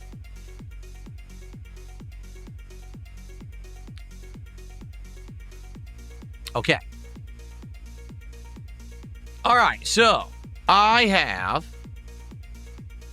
a story that I want to cover for today. All right. And I know it's been, an hour here and we haven't gotten to it yet, but it's about Bethesda. Okay. And this is a story that I feel we all kind of knew that. You know what I'm saying? Like, we all knew that this was the case. It's just that no one said it. Bethesda wasn't saying it. No one involved was saying it. But now someone has finally said it. And now we can say, all right, it makes sense now what's going on. Are you ready? Let's go. Let's just jump right into it, shall we? Here we go. That's not what I wanted to click. Hold on one second. That's what I wanted to click. Okay. So, ladies and gentlemen, Elder Scrolls veteran Kurt Coleman reveals the reasons for leaving Bethesda after working for the company for 20 years. That's correct, okay? So, Coleman joined Bethesda in 1996. He contributed to games like Morrowind, Oblivion, and Skyrim as the co-lead designer and became the series lore master before leaving in 2023 for Lightspeed LA. He cited Bethesda's shift from a tight-knit team of 50 to 400 employees across locations, layers of management replacing casual chats, and Starfield's long delays with communication issues. So, if you're not aware, what he's saying, and we've been talking about this for years, is that Bethesda grew too big for its own good, became way too bureaucratic, became way too uptight professional about how to do stuff, to the point where it would take 2 to 3 months to get a chair designed for a scene in a game. So one of the people who worked on Starfield literally said it took over 2 months for me to get a chair for a scene that I was designing in the game, so how could I be effective at my job? Okay? Todd Howard promised him the lead on the Elder Scrolls 6 after Fallout 4, but gave the role to someone else, offering Coleman a non-creative position instead, prompted his exit amid concerns from other veterans like Bruce Nesmith about matching Skyrim's legacy. Okay? So, this is basically, that's a summary, that's the AI summary of the full story. But when you scroll down here and you take a look at some of the responses, okay? It's insane to think about the influence and hype the Elder Scrolls games had leading up to Skyrim, a game that still has 25,000 plus active players daily, but Bethesda's like, let's not make another one for over 14 years. The thing is, there's a good reason why. And we're going to talk about that in a second, okay? The vibes for Elder Scrolls 6 have never been worse. Look, Bruce Nesmith, Skyrim lead, says Elder Scrolls 6 might disappoint the fans. Kurt Coleman, Skyrim co-lead, says he's highly skeptical about Elder Scrolls 6. Michael Kirkbride, who worked on Morrowind and Oblivion, said Elder Scrolls 6 and Fallout 5 are no-win situations for Bethesda. Right? Actually, that was Nate who I think said that. Yeah, that was Nate. I'm sorry that I misquoted. That's a different person. But still, okay? And if you actually scroll down here, the best, absolute best response, in my opinion, is right here from Legacy Killer HD. All right? Here's what he has to say about this. Elder Scrolls 6 was supposed to be their next game after Fallout 4. Do you want to know what changed? ZeniMax and the private equity arm pushed for live services. That's why we got Fallout 76, Wolfenstein Youngblood, and Redfall from Bethesda's iconic single-player studios. Yep. In fact, even going further than that, if you really want to talk turkey, let's be honest, what's the only new Elder Scrolls content that's coming out of Bethesda? Elder Scrolls Online, which is exactly the same. Okay? So what happened is exactly what happened to everything in the industry in the last 10 to 15 years. This industry started to see that they could milk the consumer for money if they hooked them on a repetitive formula, and for absolutely minimal effort and dev time investment, they could pump out seasonal content that people would just pay more money for, and they didn't have to put in the time, the effort, or the talent, or the budget that previously they would have to do to pump out a full-fledged single-player game. So, for example, okay, in regards to Elder Scrolls 6, okay, Skyrim comes out as a massive success, a humongous smash hit. So let's make a new Fallout. They go all in on making Fallout 4, and it gets mediocre reception, meaning a lot of people bought it, but in general, people just aren't that excited about Fallout 4 like they had been about Fallout 3 and Fallout New Vegas and Skyrim. They're like, it's good, but it's just not as good as we had hoped. It seems like maybe they had a misstep here, okay? Now, Bethesda had already sunk all this money into the game and already were working on DLC, so they couldn't stop. But basically what I think happened is they started to look around themselves at the climate and said, oh, look, over here, we've got GTA 5, who, yeah, the base game sold well, but then they basically went right into GTA Online. And GTA Online did incredibly well, is still doing well. It's printing money for these guys. And to be honest, do you really think that GTA Online takes that much time, effort, or budget? It doesn't.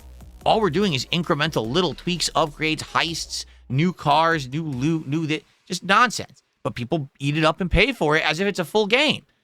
So why in the holy hell are we going to make another Fallout, another Elder Scrolls? We tried that with Fallout 4. People didn't like it as much. Well, screw them. Instead, we're going to try to emulate and we're going to try to copy everyone else. So what happened? If you remember, not even that long after Fallout 4, they announced Fallout 76 and people were like, ooh, another Fallout right away? How exciting. And then it came out, right? And it was absolute ass. It was just not good at launch at all. It was absolutely rife with bugs, just an unfinished game, obvious asset dumps. Remember when the game came out, there were no NPCs? You probably don't remember that. There were no NPCs. The only way you did anything in the game, you went to a console and interacted with the console. No one told you a story. No one gave you a mission. No one sent you on your way or even helped you with that. It was all consoles. Like, what the fuck is this? It was totally rushed out as a way to say, well, Fallout 4 isn't going to be the money generator like we had hoped, so we have to find a way to milk the customer to make up for it. Okay? In addition, they had already been doing Elder Scrolls Online for a while, and they continued that money train as well, and that's what they've been focusing on. Yeah, did they work on Starfield? Sure they did. But in the you might wonder, gee, I wonder why it hasn't been more of a story over the last 2 to 3 years that Starfield actually hasn't done that well. Because it didn't. Even though you might think it did, it didn't. Starfield was on Game Pass, so a lot of people never even bought it. Okay? For those who did, huge flop. They thought it was going to sell more, it didn't. They thought people would want to buy DLCs, they don't. Okay? Starfield, again, should have been the next big thing after Fallout 4, and it did not do well. But you might not hear Bethesda complaining or hearing much about it. You want to know why? Because they're still printing money from Fallout 76 and Elder Scrolls Online.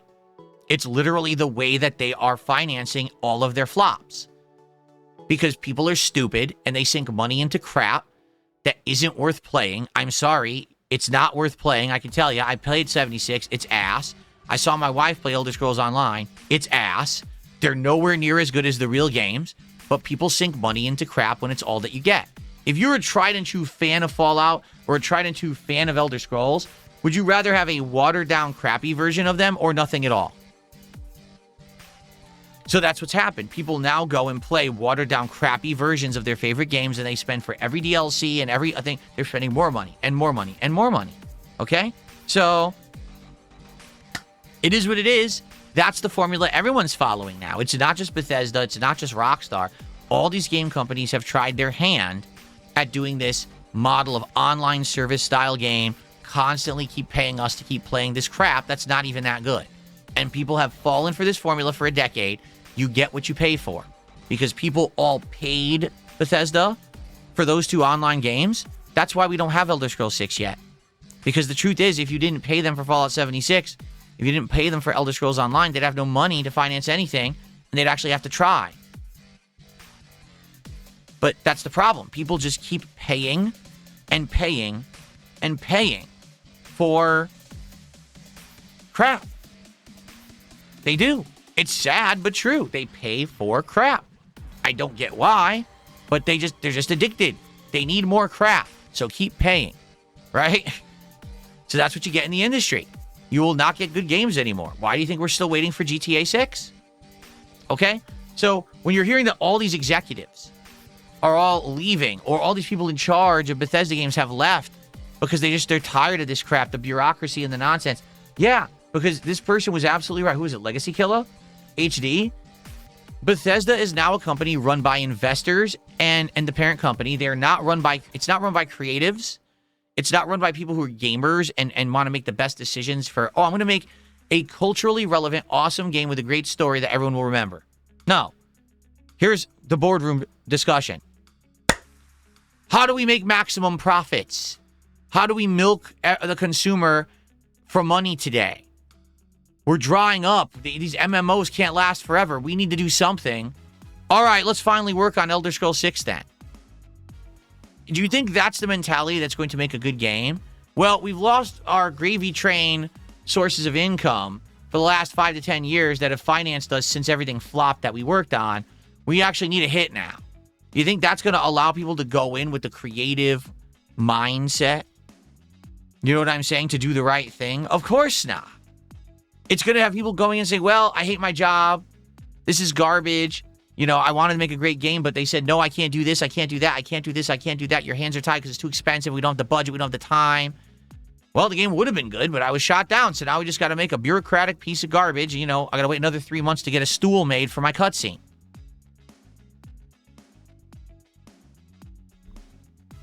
And for the record, this is abundantly prominent in all entertainment. As soon as entertainment gets dominated by corporations and these funds and money. This happens all the time in movies, where a director has a creative vision, they have a script that's great, they know exactly what they want to do, and they go to film it, and they start to film it, and they're like, well, here's what I want to do. And they're told, no, that's not what we want for this movie. It can't be this, it can't be that, it's got to be this. Well, what do you mean? Don't you think that it would be better if we actually did something artistic and creative? No. Not at all. We must control this movie, right? That's what it is they trying to control the movie to make it what they think will be most profitable. Should it be rated R? No. PG-13, so teenagers can go see it. Should it be 3.5 hours? No. Cut it down to 2 hours. Well, now the story doesn't make sense. Don't care. That's what happens with this stuff. So, I mean, that's textbook what happened with Hideo Kojima when he was doing Metal Gear Solid 5. He had all these ideas and things he wanted to do for the movie. Excuse me, I call it a movie because it really was more like a movie. But he had all these ideas and things he wanted to do with the game, and Konami kept telling him no. He's like, but dude, every game I've put out has been a hit for you. Why would you not allow me to do what I want to do? This is supposed to be the last Metal Gear Solid. Let's make it the swan song for the series. Let's make it my magnum opus. No. And they cut him off, fired his whole team, threw him out, and finished the game themselves, and the game was awful because it was unfinished. Now, it still was a good game, but you could tell that the game was not done and that was not how it's supposed to end, and it was just terrible that they basically ruined the game for the sake that they didn't like Kojima anymore, and they wanted to control a creative guy. It used to be when people went into making games, it was about the creative process being unhindered, making a truly great game with an awesome story, great gameplay elements, and something artistic that would be culturally relevant for decades to come and everyone would remember it. Instead, today, it's about how do we pump the money out of the game? And then if people like it on the other end, who cares? That's not how it works. You can't make works of art for the sake of printing money. It has never worked ever in history, and it never will work. What you'll get is slop. All right? What you'll get is, instead of a awesome, creative, meaningful experience, you'll get the gaming equivalent of Mr. Beast. Someone who just prints money, but you can literally ignore that the guy ever existed, and it doesn't matter. Your life just goes on normally. Not culturally relevant, doesn't really add anything to the human experience, but he's a money printer, right? Everyone can admit that, but who gives a fuck? Everything he's ever made is slop. It's all garbage. No one cares about it, besides children. but children fucking watch it. So it's a money printer, right? And they use candy and they all this fucked up stuff. But that's fine because he's a money printer. So we all turn a blind eye to the guy, right? Well, it's the same thing with games. All they care about is it being a money printer. They don't want it to be culturally relevant or even good or a good experience for you or something that would open your eye. Wow, what a great story. No. Who cares about that? Instead, just print the money. So they just want a million Mr. Beast style games pumped out. Slop, slop, slop, slop, slop. And in comes the money. Well, I guess that's not a very good news for Elder Scrolls 6, is it? You know, again, what's happened is all the people who actually are creatives are leaving. They're saying, we don't want to work for this company anymore because it's bloated, because you can't get anything done, and because they don't care about anything that's worth being culturally relevant. So there you go.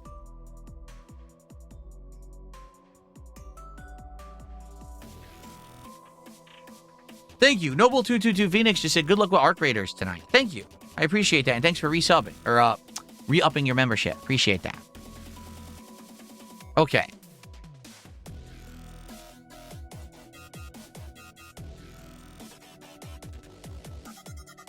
All right. So, folks, that's what I had to talk about on today's show. What I'd like to do now, as always, when I have a loaded show like this with a lot to talk about, I'd like to open this up to discussion. Remember, the big topics today, number one, what should we do for our marathon that's probably going to take place the first week of February? Should it be Super Bowl themed? Should it be continuing the Mega Man marathons from last year? Should it be something completely original, like trying a variety of games just to get exposed and see if any of them are good and we want to add them to the rotation? We need to start brainstorming over the course of this week. I'd like to actually kind of hammer it and lock it in by the end of this week so that we can plan it out, date it, hype it, get some stuff going for it. Okay, that's number one. Number two, what are we going to do with Street Fighter 6? As of right now, I am going to be doing 2 streams a week of Street Fighter 6 to see if we can retain interest if I play it twice. If we do, great. If we don't, then we won't. All right, but let's see how it goes. I hope that you guys will join me for 2 Street Fighter 6 streams, one Tuesday night, one Friday night. Someone says that they want to gift the season pass. If they do, I'll probably get it. Have some new characters, new stages, etc. unlocked. And we'll go from there. The more that people show up, engage, and support with Street Fighter 6, the more that I will play it and put more effort into it, purchase DLC content for it, etc. All right? Those are the 2 big topics of discussion for today.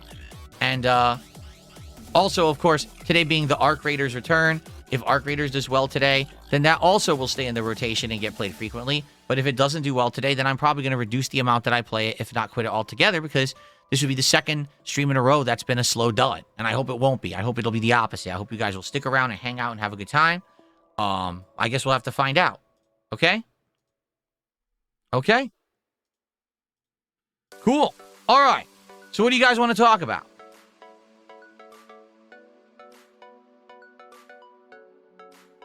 Would I trade Rainbow Six Siege because it's free to play? No, I wouldn't. I just don't care about Rainbow Six Siege. It's a very old game at this point where everyone who's playing it essentially has been playing it since, day one or all these years. There's no reason for a newcomer like me to try to jump in and play it. There's way better games than that at this point. No hate against those who still like it. I'm just saying there's no point in jumping in at this point. It's too late.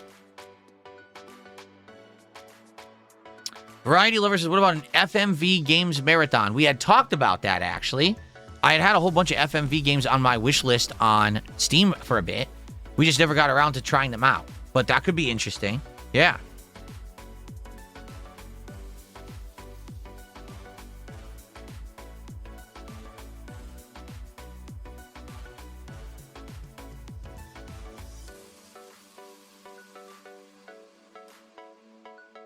No, what is that? There's a new game? I don't know. If you guys know about any hot new games, let me know. I'd be more than willing to try them in the rotation, give them a shot. No? If no one has anything to talk about, then we're good. We'll end the show. I'm cool with that. If you guys think that there's no Q&A needed, then we don't need to do Q&A. And, I did all the shout-outs from what I see, right? We're not behind. I didn't miss anything. But no one's really tagging me and asking anything. Yes. Okay. The plans for Street Fighter 6 are as follows. Tuesday night, Lily, rank.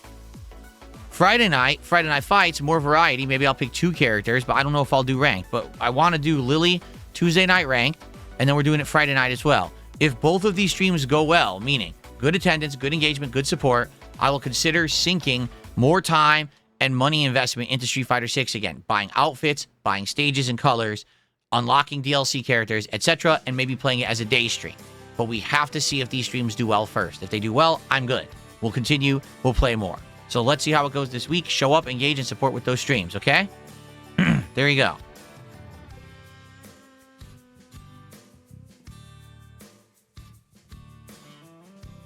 Oh, Jade was here? I didn't even see Jade in chat. Okay, so Jade said, okay. Jade says they'll be back for Street Fighter. Yeah, because, well, Jade hasn't liked a lot of the stuff we're playing recently, right? I'm not surprised. All right, we'll see Jade on Tuesday night, I guess. Yeah, cool.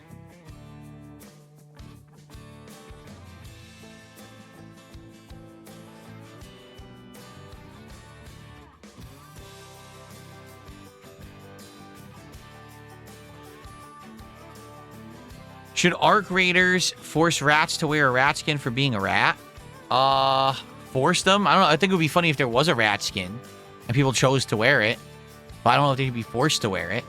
That's pretty funny. This guy has a million sock accounts in my chat yet again. It's crazy how many he has, actually. All right, so is that it? Are we good?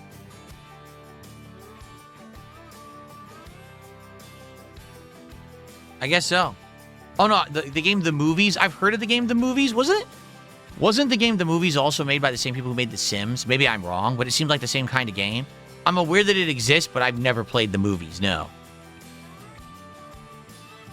Jim Jam is saying, if someone covered the cost for Terminator 2D No Fate, would I play it on my stream? It's I keep saying this, Jim Jam, because I know you're interested in seeing me play it. It's literally not the cost of the game that's the deterrent. It's that I don't think many people really care about it. It was, like, hot for, like, a day or two. And since then, and that was like, what, 2-3 weeks ago, I haven't really heard many people talk about it. So I don't really know if people would even want me to play it. If there was demand for it, I'd play it. You know what I mean? It's not a matter of donating the game because it's expensive or anything. It's not even a concern. It's the time investment of playing it, where I don't know if people would really care that much. It might just be a one-off stream where no one cares. You know? It was the same people who made Fable. Oh. I did not realize that. So the people who made Fable made this game The Movies.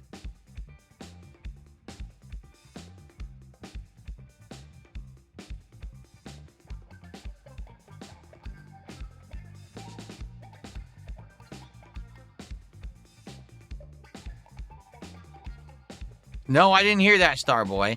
I told you guys, here's the thing. All right?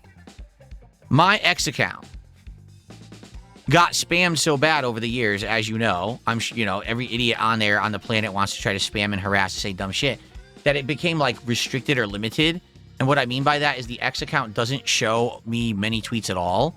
If someone sends me, like, a positive tweet, or if it's from a notable person, I usually see it. Outside of that, I don't see any negative tweets or anything from anybody. And certainly I don't see any tweets from anyone who's blocked or anything like that. So, no, I didn't. What you're talking about right now, I know nothing about it. I don't care about it. I've never heard it until you just said that. I don't even know what the criteria is of what you're talking about, but I don't even want to give it a moment on my show. That's why I'm not even saying a specific about it. It's just, that doesn't seem like anything that's worth my time whatsoever.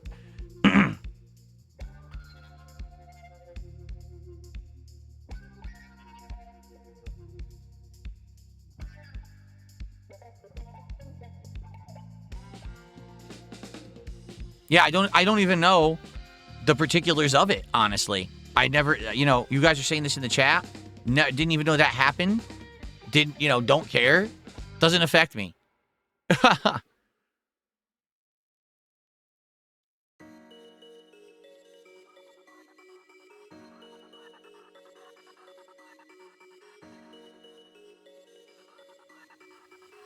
Oh, is that the case? That's hilarious. That's absolutely fucking hilarious. No, I didn't hear that until right now. I didn't even know about it.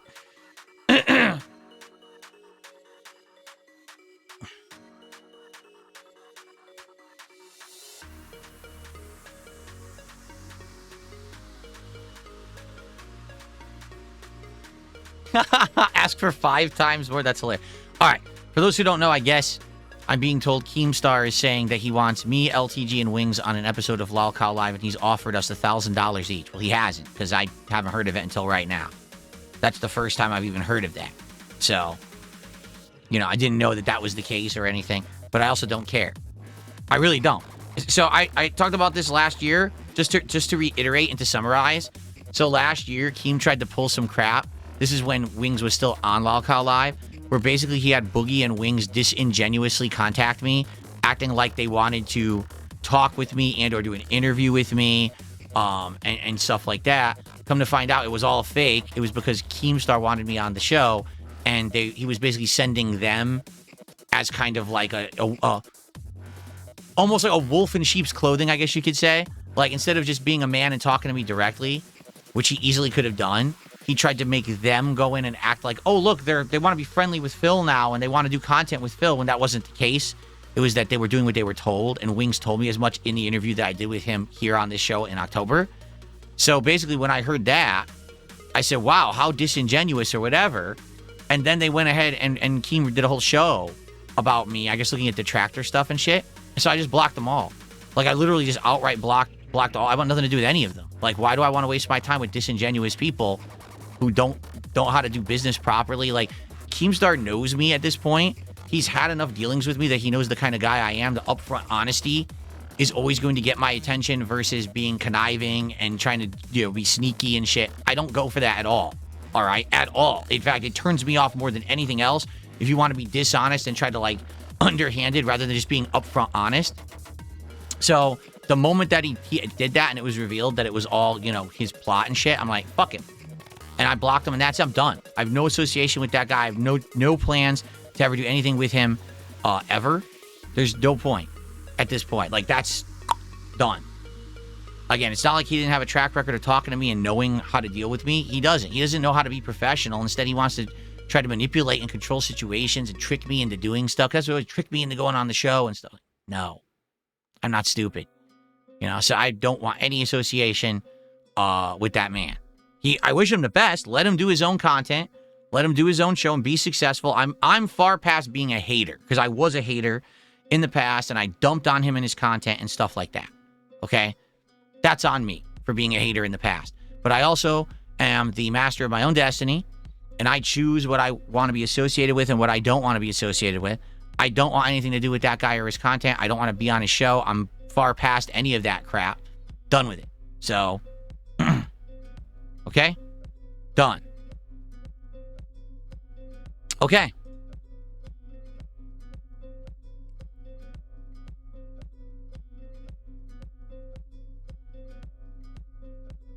Wow. So, folks, I just received a $30 anonymous tip. Okay, hold on. I'm going to tell you what it says in a second. Hold on. Where's my $30 animation? There it is. I thought I deleted it. I was like, it's not even in the list. I just got a $30 anonymous tip, and the person says they want to remain anonymous, but this is for the Street Fighter 6 Season 3 pass.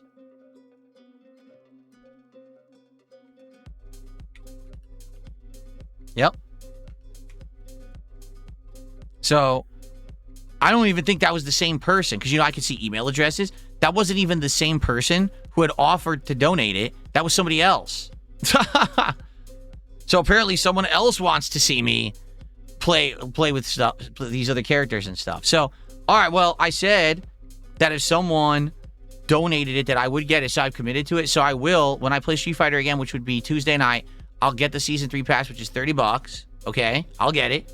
We'll install it. But we can't use Sagat right away, like I said. The only way that I could play with a new character is to know that I could play this game more streams, like do daytime streams of it, okay? So because of that, I will get the pass, but we're going to do Lily on Tuesday night. We're going to see how that goes. Friday night fights, maybe I'll do a variety again. Maybe I'll do like Honda Dalsum again, like Friday night. And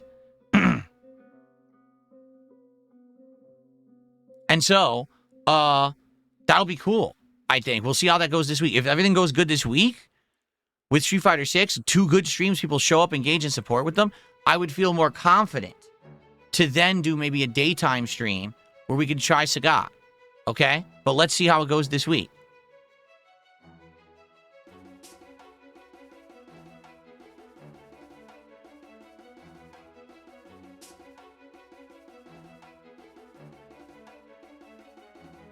Why is Sagat always DLC these days? Yeah, it's a good point. Why is he not part of the base cast anymore? I don't know. Because he always is a successful DLC, right? People want him. So I don't know why they don't make him base cast the last 2 games. That is silly. Oh, Jade is here. Jade says, I would like to see you play with Viper.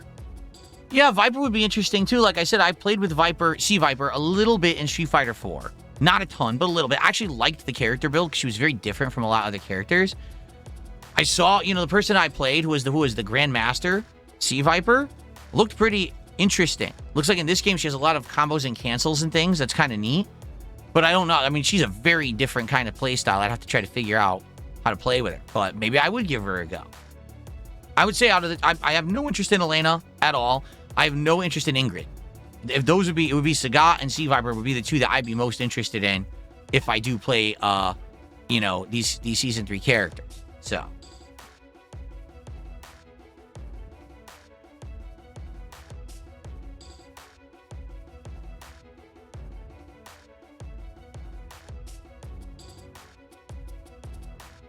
Yes, Variety Lover, we all saw that advertisement. The Season 3 character, Kenny Omega in it. Yes, he was cosplaying every one of the characters. Ruination Gaming says, I didn't hear you say anything about the Street Fighter movie. Will you watch it when it's online to review it at all or not interested? I reacted to the trailer, and people are saying, will I watch it? I mean, yeah, I'd like to watch it. I'm not going to go to the theater, though.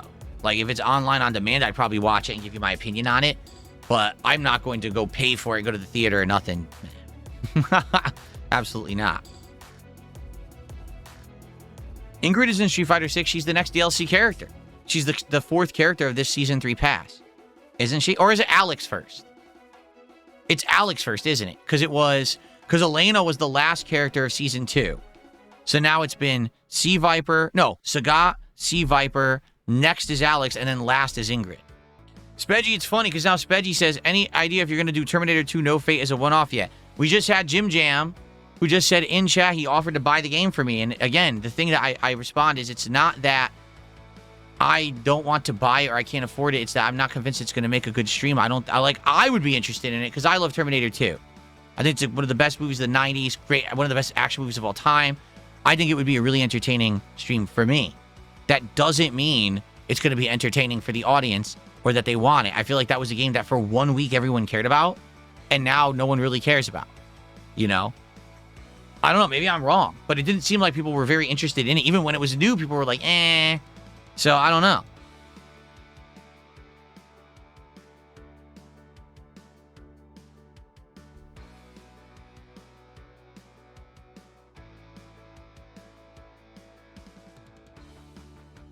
Bring back Hakan. Exactly. I wish they would bring back Hakan. I would play with Hakan. If Hakan was in Street Fighter 6 and at least he played similarly to how he did in Street Fighter 4, I would play Hakan and I would take it serious to try to beat people with it because that would be hilarious.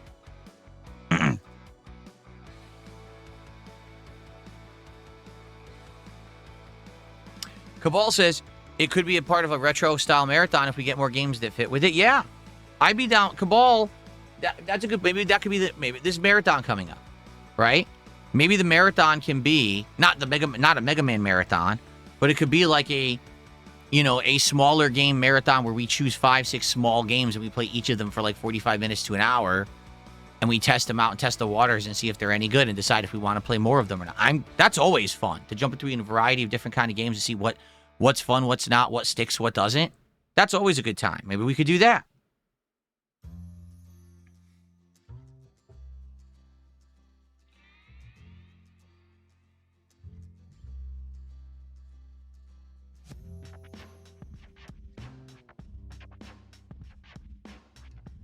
Fei Long, Ruination Gaming saying, who was the Bruce Lee clone in Street Fighter? Fei Long, but he wasn't a clone, he was an homage. Like, he was meant to be in the Street Fighter universe.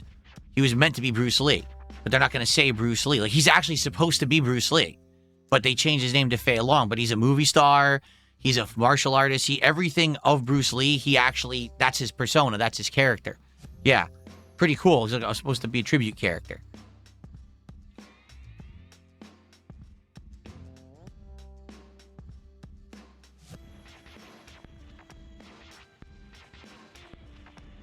Exactly, just like Martial Law. Martial Law was also supposed to be a Bruce Lee tribute character.